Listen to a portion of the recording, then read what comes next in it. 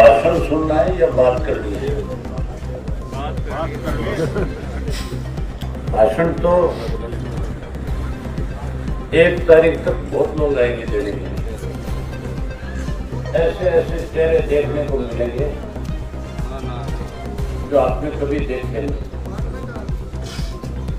और बड़े लुभावनी बातें करेंगे, बहुत बड़े बड़े वायदे करके जाएंगे। कई तो टेलीफोन नंबर दे के जाएंगे, कभी लूट पर मुझे याद कर लेंगे। तो आप क्या पैसा याद कर लेकिन चुनाव के बाद फिर उनके नंबर मिलेंगे बंद होंगे। मैं तो आज आपसे मिलने आया था और आपसे पूछने आया था कि आदमपुर में चुनाव की नौबत क्यों आई। चुनाव तो 2-3 कारणों की वजह से होते हैं। एक कारण तो उपचुनाव का सबसे बड़ा ये होता है कि अगर विधानसभा का सदस्य परमात्मा ना करे उसकी मौत हो जाए तो उपचुनाव कराया जाता है। दूसरा उपचुनाव का कारण ये भी हो सकता है कि किसी को वोट से आगे घोषित कर दिया जाए, किसी ने चुनाव में कोई गड़बड़ी कर रखी और कोर्ट फैसला उसके खिलाफ करते तो इसलिए उपचुनाव हो जाता है। और यह उपचुनाव इसलिए होता है कि हालात प्रदेश के इस किस्म के बने कि किसी विधायक को अपने प्रदेश के हित की लड़ाई के लिए इस्तीफा देना, इसके उपचुनाव हो जाता है। आप याद करो सन 1986 के अंदर चौधरी भजनलाल इस प्रदेश के मुख्यमंत्री थे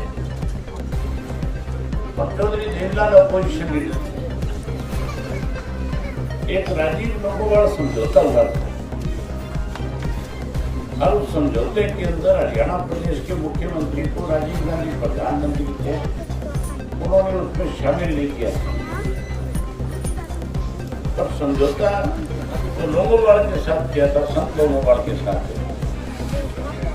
उसमें हरियाणा के हितों को गिरवी रखा जा रहा। उस समझौते में जो धारा 9 उसमें लिखा हुआ था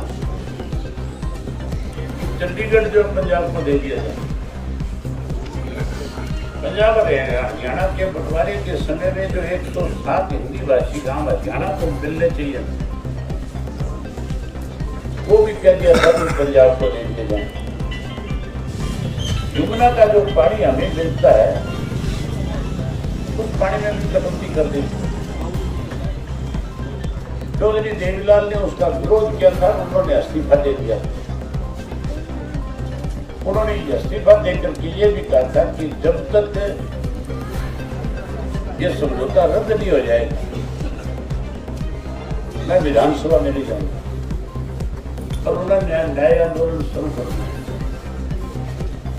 बैंक का उपचुनाव और उस उपचुनाव में चौधरी देवलाल फिर से जीत कर गया।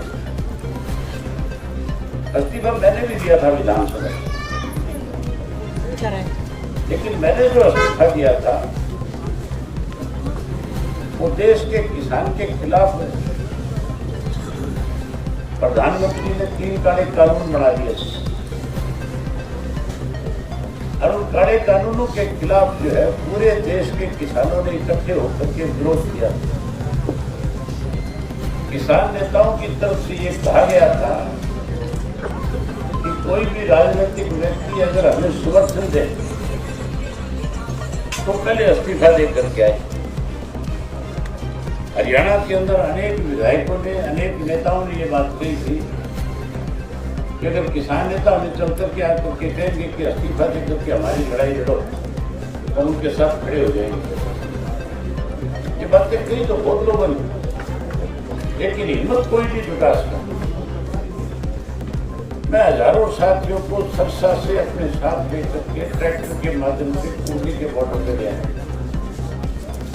और जब मैं कुंडली पहुंचा तो वहां जो किसान मोर्चा के नेता थे उन्होंने जहाँ मेरा स्वागत किया, जहाँ उन्होंने मेरा धन्यवाद किया, वही उन्होंने मेरे सामने एक बात रखी कि अगर आज चौधरी देवीलाल हमारे बीच में होते तो आज आंदोलन का रूप दूसरा होता। मैंने कहा मैं तुम्हारी बात से जो इशारा तुम मुझे कर रहे हो मैं समझ रहा हूँ, लेकिन मैं अपने हल्के के लोगों से मिलकर पूछ करके फिर फैसला लूंगा। मैंने कहा जिन लोगों ने मेरे ऊपर विश्वास व्यक्त किया, जिन्होंने मुझे जिता करके भेजा है, मेरी जिम्मेवारी बनती है मैं उनसे जाकर के पूछूं। और मैं अगले दिन ही अपने हल्के में चला गया। मैंने 78 के 78 गाँव में जा करके लोगों से बैठ करके विचार विमर्श किया और पूछा। मेरा जो है वो सारा का सारा खेती करने वाले लोगों का। अब सब उस आंदोलन में कहीं ना कहीं अपनी जो भी जितनी जिम्मेवारी होती थी निभाने का काम करते थे। हर गांव से ट्रैक्टर ट्रालियां जाकर के वहां उस समर्थन में, उस धरने के समर्थन में लगी। मैंने जब उनसे पूछा तो वो कहने लगे जो मर्जी फैसला ले ले हम तेरे साथ हैं। तो मैंने कहा था 26 तारीख तक या तो आंदोलन खत्म हो, ये 3 कृषि के काले कानून वापिस हो, अगर नहीं होंगे तो मैं 27 जनवरी को इस्तीफा दे। मेरा जो इस्तीफा था वो तो किसानों के लिए था, किसानों की लड़ाई के लिए था। लेकिन कुलदीप ने इस्तीफा क्यों दिया? ये तो कुलदीप को बताना चाहिए कि नहीं बताना? उसने कोई इस्तीफा इसलिए नहीं दिया यादवपुर हल्के के लोगों के साथ में सरकार विश्वासघात कर रही थी। यादवपुर के लोगों की कोई अनदेखी हो रही थी जिसको वो सहन नहीं कर पा रहा था। हालत तो ऐसी थी 3 साल में मेरे साथ बैठता है। थम जा। हम दोनों की विधानसभा में सीट इकट्ठी है, जैसे ये दोनों बैठे ऐसे बैठते हैं। और मैंने 3 साल ये निकल गए, 5 साल पिछले निकल गए। 8 वर्ष में एक दिन भी कुलदीप को आजमपुर हल्के के बारे में विधानसभा में चर्चा करते नहीं रहे। एक दिन भी उसने आजमपुर की क्या समस्या उसके बारे में जिक्र नहीं किया। विधानसभा में जाता है, जाकर के दस्तखत करके 10 मिनट बात करते हैं, मुझे तो काम है जा रहा। जिस व्यक्ति ने कभी आपके बारे में सोचा भी नहीं, आजकल कहता है बयान देता है, मैंने उसके बयान सुने।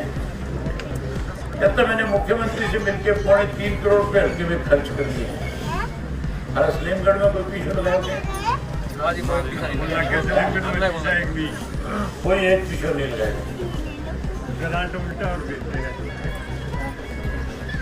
अब कहता है मैं 550 करोड़ रुपए और लेकर के आऊंगा।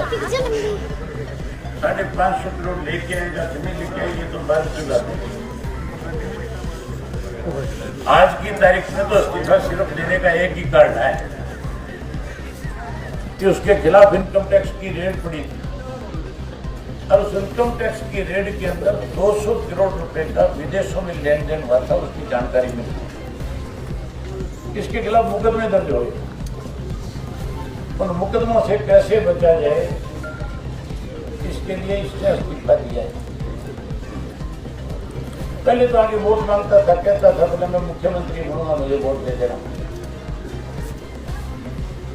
अब मुख्यमंत्री अभी से बार हो गया नहीं हो गया? अब तो मुख्यमंत्री तो आगे कह नहीं सकता कि मुझे वोट दे दो मैं मुख्यमंत्री बनूंगा। अब तो खुद भी चुनाव नहीं लड़ रहा, केवल अपने बेटे को स्थापित करना चाहता है राजनीति में कि कल को उसको कहीं कैद हो जाए तो बेटा तो कम से कम अंडा जन्म दे।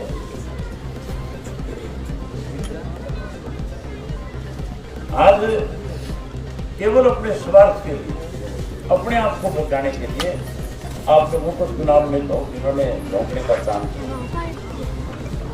ऐसे लोग जब गांव के अंदर आए तो उनसे पूछो तो सही भी तेने इस्तीफा दिया क्यों, कारण तो बता हमें। कारण कोई नहीं बता सकते।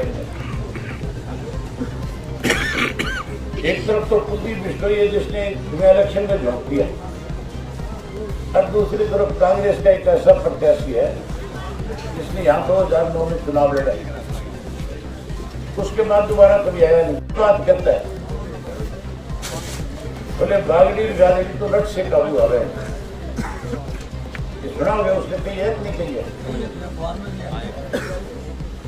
आप मुझे ये बताओ कि सारा इलाका बागड़ियों का है नहीं है ना? बागड़ियों का तो कोई तुम्हें लट दिखा करके वोट लेकर गया। अंग्रेजों से किसी तरह की कोई मुसीबत आई, इन्होंने अपने काम छोड़ करके आपके बीच में खड़े होकर के आपकी लड़ाई लड़ी। जब किसान आंदोलन चला था तो 13 महीने तक लगातार उस आंदोलन का हिस्सा रहे।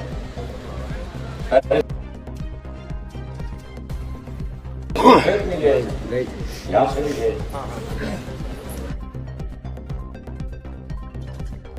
ये भी उस आंदोलन में सक्रिय थे। उसके बाद अगर यहाँ पे पानी की दिक्कत आई थी तो उसकी लड़ाई भी लड़ी इन्होंने आपके साथ में। और उसके बाद ये मुआवजे का मामला जो चल रहा है, सरकार ने तुम्हें एक बार भी आश्वासन देकर के खड़ा कर दिया कि मुआवजा दे देंगे, लेकिन मुआवजा तब तक रहेगा था क्योंकि चुनाव आ गया, वोट लेने हैं, इसलिए मुआवजा देंगे। 17 तारीख से मैंने सुना कल से धरना फिर लगाया।